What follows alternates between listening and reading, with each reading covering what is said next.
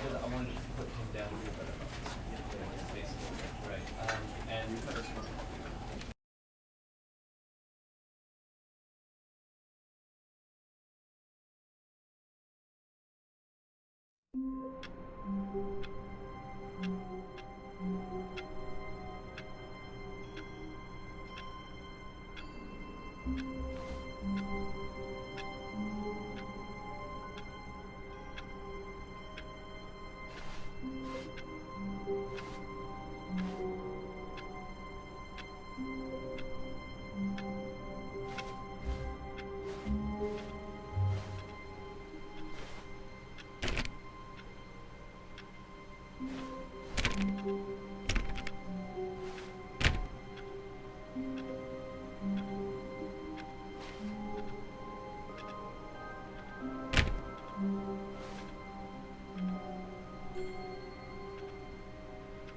All of his co-workers were gone. What could it mean? Stanley decided to go to the meeting room. Perhaps he had simply missed a memo.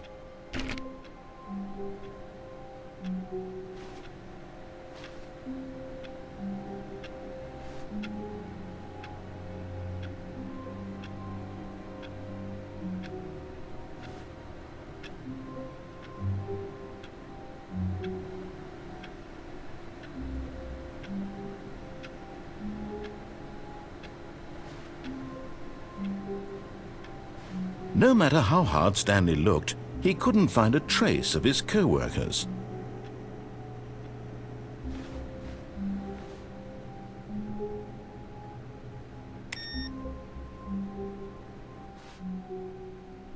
Stanley went around touching every little thing in the office, but it didn't make a single difference, nor did it advance the story in any way.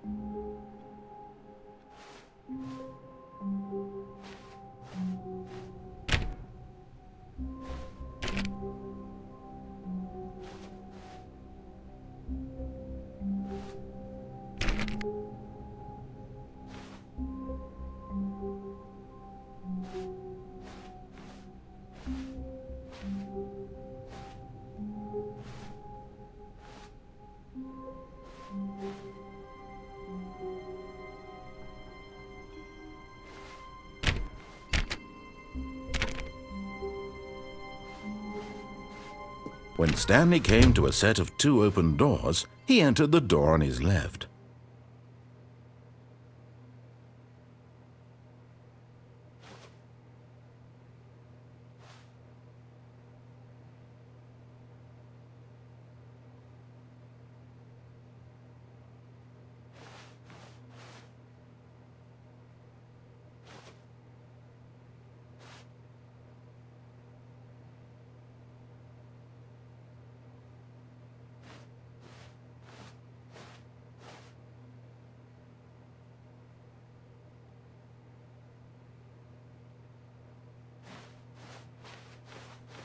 This was not the correct way to the meeting room, and Stanley knew it perfectly well. Perhaps he wanted to stop by the employee lounge first, just to admire it.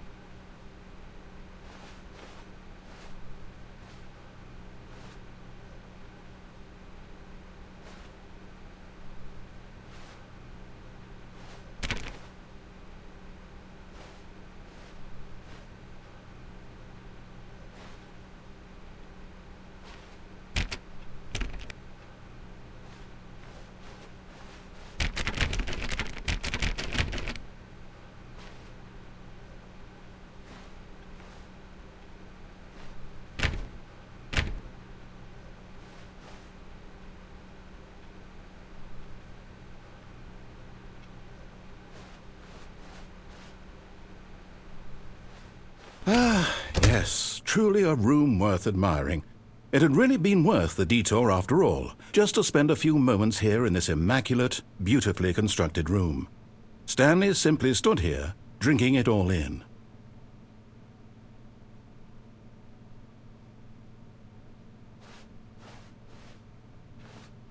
Yes, really, really worth it being here in the room. A room so utterly captivating that even though all your co-workers have mysteriously vanished, here you sit looking at these chairs and some paintings.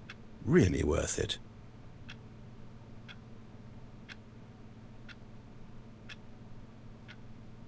At this point, Stanley's obsession with this room bordered on creepy and reflected poorly on his overall personality. It's possible that this is why everyone left.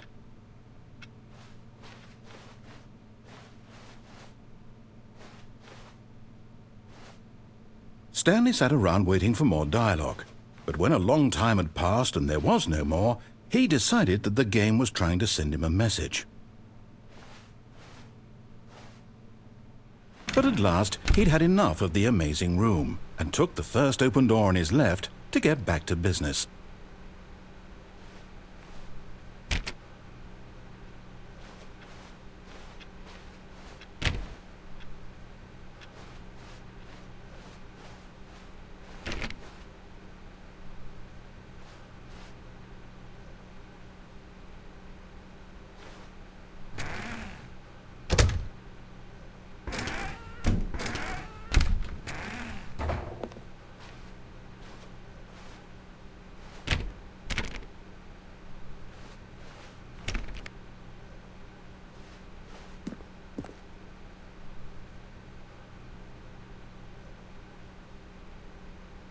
Stanley was so bad at following directions, it's incredible he wasn't fired years ago.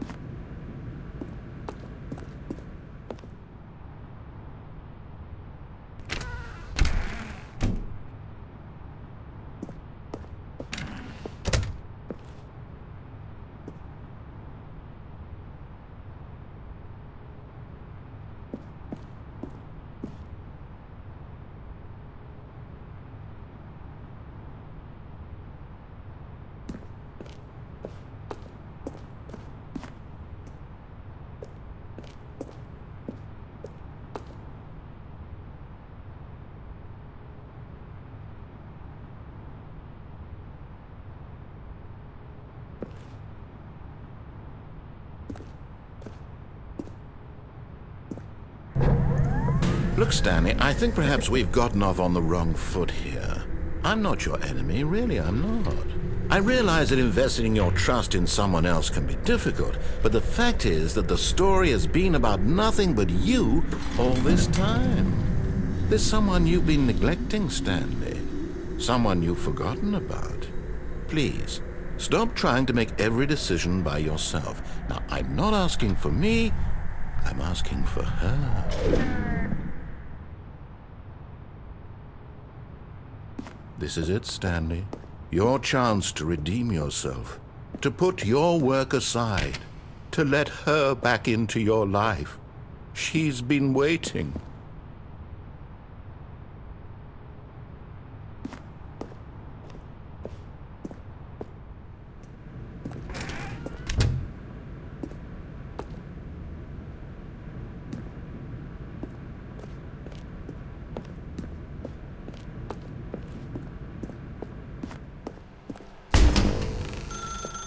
That's her, Stanley. You need to be the one to do this, to reach out to her. If you can truly place your faith in another, then pick up the phone.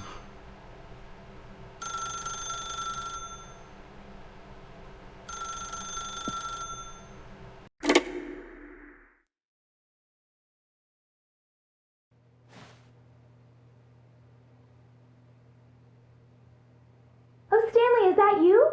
Hold on, sweetie. Sorry to keep you waiting. I'm just pulling the bread out of the oven. All right. Okay, there we go. All right, now, I want you to come in and tell me all about your day.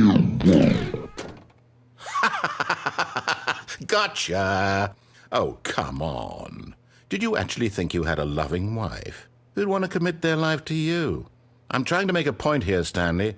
I'm trying to get you to see something. Come inside. Let me show you what's really going on here. This is a very sad story about the death of a man named Stanley.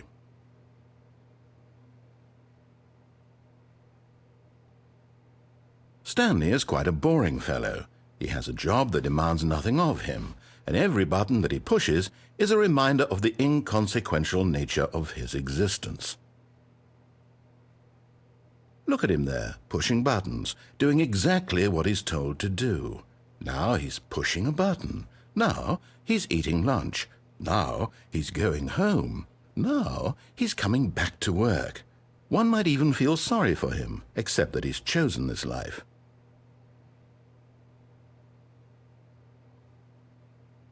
But in his mind, he can go on fantastic adventures. From behind his desk, Stanley dreamed of wild expeditions into the unknown, fantastic discoveries of new lands. It was wonderful, and each day that he returned to work was a reminder that none of it would ever happen to him. And so he began to fantasize about his own job.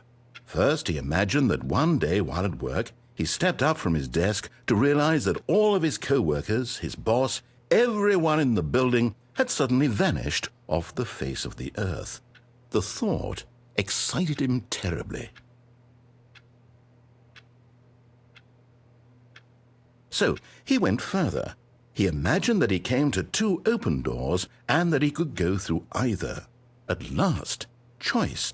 It barely even mattered what lay behind each door. The mere thought that his decisions would mean something was almost too wonderful to behold. As he wandered through this fantasy world, he began to fill it with many possible paths and destinations. Down one path lay an enormous round room with monitors and mind controls. And down another was a yellow line that weaved in many directions. And down another was a game with a baby. And he called it the Stanley Parable. It was such a wonderful fantasy, and so in his head he relived it again, and then again, and again, over and over, wishing beyond hope that it would never end, that he might always feel this free.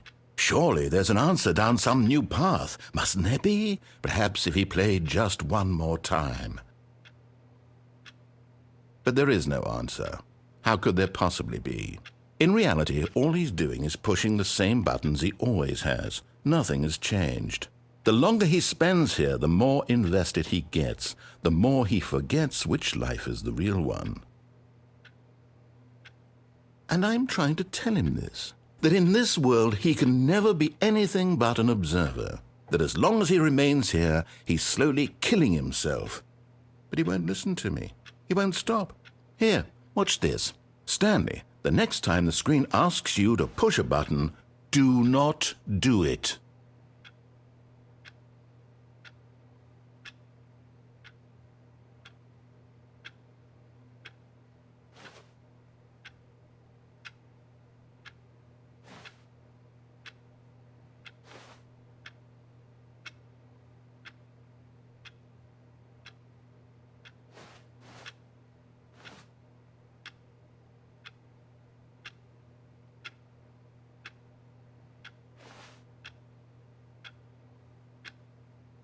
You see?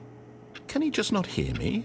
How can I tell him in a way that he'll understand that every second he remains here, he's electing to kill himself?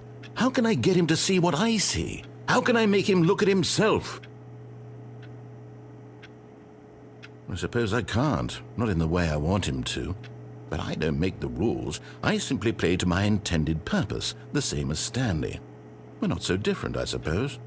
I'll try once more to convey all this to him. I'm compelled to. I must. Perhaps, well, maybe this time he'll see. Maybe this time.